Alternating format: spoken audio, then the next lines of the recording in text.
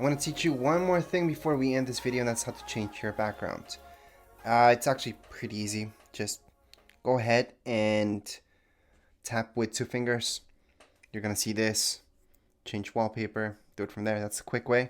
Another way, from your system settings, just type in wallpaper, change wallpaper, and then from here you guys are going to see a bunch of options.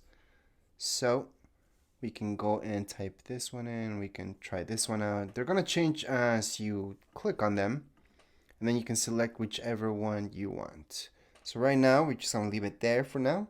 And I want to highlight that you can download any other ones as well, and you can add in your own photos too. So right here you have that option to add photo, but you don't really need to do that from here. If you have your own picture, you can also right click on it, and it's going to give you the option to make it your wallpaper. So it's going to be that easy to change wallpaper right here on Mac. And that would be actually it for this tutorial. If you guys have any questions, comments, you guys can write down here in the comments area. Don't forget to subscribe and like. Thank you.